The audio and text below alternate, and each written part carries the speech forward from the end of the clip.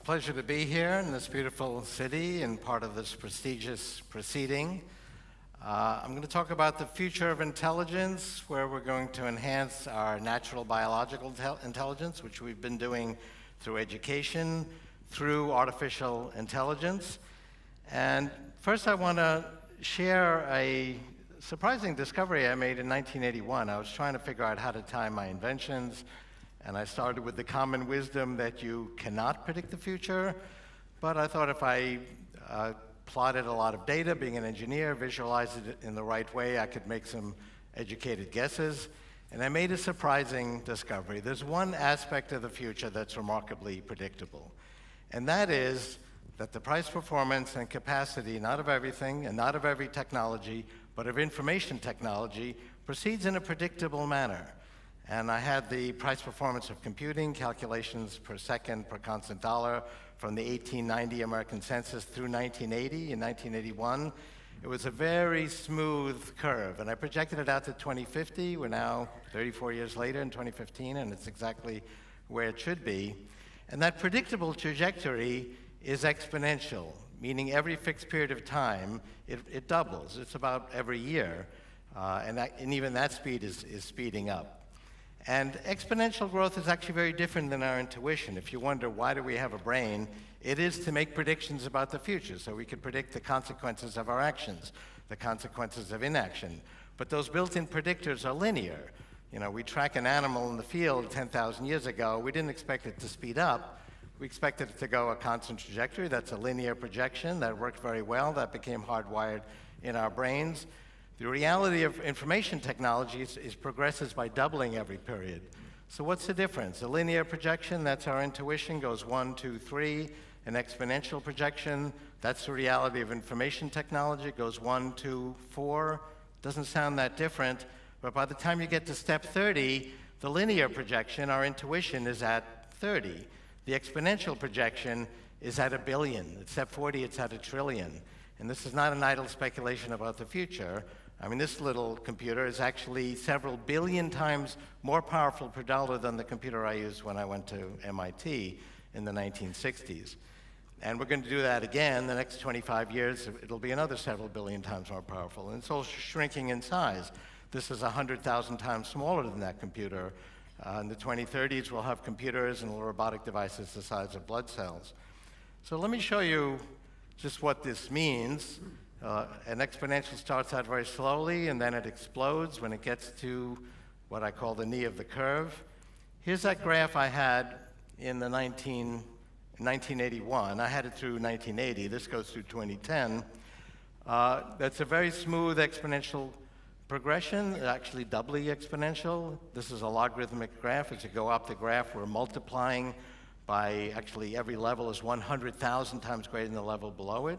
So this goes back to the 1890 census. This is literally billions of times, actually 1 trillion times greater computation that we can get for the same cost since the 1890 census. Now people look at this and they go, oh, Moore's law. But this started decades before Gordon Moore was even born. Moore's law is just that part on the right having to do with chips. We were shrinking vacuum tubes in the 1950s to keep this going. Then that hit a wall. We couldn't shrink vacuum tubes anymore and keep the vacuum in 1959. So we went to the fourth paradigm. People have been talking about the end of Moore's law, which will happen by 2020. Then we'll go to the sixth paradigm, which is three-dimensional computing. That's already begun. That'll be in full swing by 2020. That'll keep this going for a very long time. But really, what's the most interesting thing about this graph?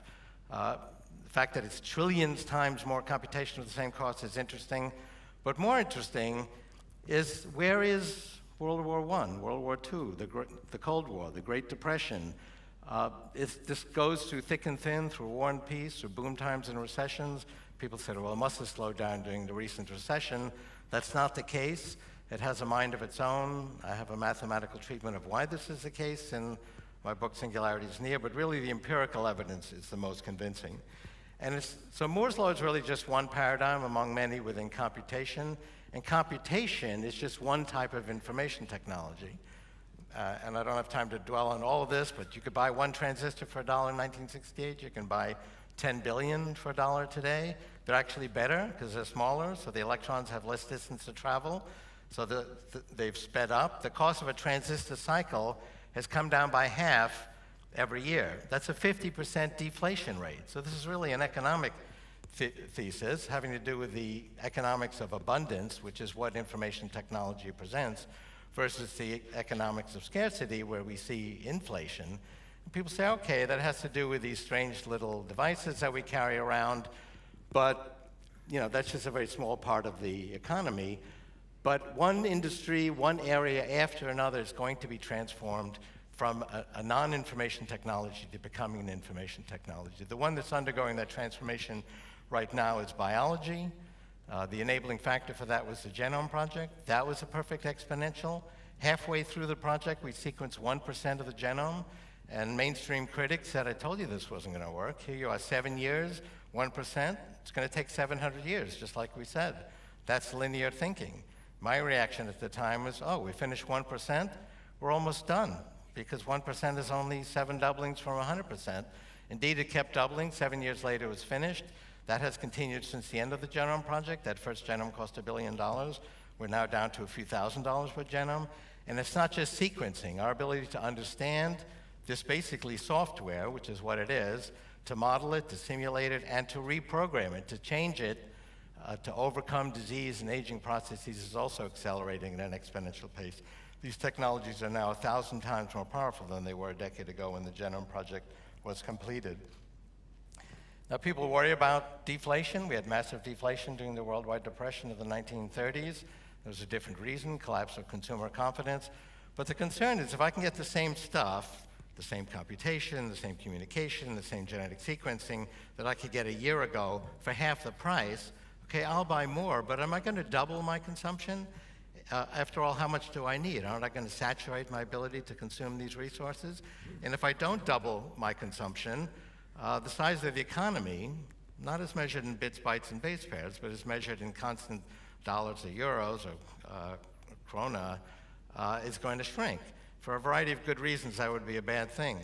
But that's actually not what we see. I mean, this is bits of memory shipped. We have dozens of graphs like this. We actually more than double our consumption. And we've been doing that in every form of information technology for the last 50 years. And the reason for that is innovation, creativity, basically what the Nobel Prize celebrates. When price performance reaches certain points, whole new applications explode. This is communications, internet data traffic. That's the number of bits we move around wirelessly in the world. It was Morse code over AM radio a century ago. Now it's 4G networks. Again, perfect exponential growth, multiplied by 1 trillion in the last century. This is the graph I had of the internet in the early 80s. It was called the Arpanet. Connected a few thousand scientists. I did the math and said, wow, this is going to be a World Wide Web connecting hundreds of millions of people in the late 1990s. And we'll need search engines because we won't be able to find anything. And the computational communication resources needed for a search engine will emerge. What I could not predict is that it would be these couple of kids in a Stanford dormitory who would take over the world of search among the 50 projects that were trying to do that. But the fact that we would need search engines and that would be feasible was predictable. That's the same graph seen on a linear scale. That's how we experience it. So to the casual observer, it looked like, whoa, World Wide Web, new thing, came out of nowhere, but you could see it coming if you looked at the exponential progression. I mentioned biology. This is a whole revolution. Health and medicine used to be a linear process, hit or miss. Now we're actually treating the software of life as software, as an information process, and so it's an information technology. And this is a grand transformation, which is generally overlooked when we look at the future of medicine. So supercomputers. On artificial intelligence, we need both the hardware and the software. There have been many different ways to estimate how much hardware capacity we need in order to functionally simulate the human brain. Hans Moravec did it one way. I've done it a couple of other ways. There's been other estimates. They all come out to 10 to the 14th calculations per second. We exceeded that 10 years ago in supercomputers. We're now vastly beyond that. A personal computer will achieve that level in the early 2020s. So, and again, this is a logarithmic scale, perfect exponential growth in supercomputer capacity. This is a whole different area, but we're applying nanotechnology, which is a form of information technology, to the design of solar collection panels, also energy storage. The amount of solar energy is doubling every 2 years. Again, a perfect exponential. Right now, we're only 6 doublings from 100%, at which point we'll be using 1 part in 10,000 of the sunlight. And three-dimensional printing, physical things are going to be transformed too. I think that we're kind of in the hype phase now of 3D printing. That's going to take off in the 2020s when we have submicron resolutions, but we ultimately will greatly expand our ability to create physical things as an information technology. And ultimately, computerized devices will be the size of blood cells. We'll put them in our bloodstream. They'll augment our immune system. They'll provide virtual reality from within the nervous system. And they'll also provide a direct connection from our brain to outside the brain, to the cloud. That sounds very futuristic. I'd point out that Parkinson's patients already have a neural implant, a computer connected into their brain that connects outside the patient. They can download new software to this neural implant from outside the patient. So I've been thinking about thinking for 50 years, and we have now effective models of how it works. The spatial resolution of non-invasive brain scanning is doubling every year. We have effective models now, functional models, of the neocortex, which is where we do our thinking. That's the outer layer of the brain. Emerged 200 million years ago with mammals. It's a picture of it right there on the top. And we don't have perfect knowledge, but we're gaining actually very useful information from the brain reverse engineering projects here in Europe and the United States that are giving us hints as to how the neocortex works. What I'm doing in my group at Google is actually creating simulations, functional simulations of how we believe the neocortex works. Those will get more refined as we learn more and more about the brain. And I'll just give you a simple example. The basic function of the neocortex, the basic unit, is not one neuron. We've made great advances, as you may have heard, in deep neural nets, where we can now actually go multiple layers and get very abstract features.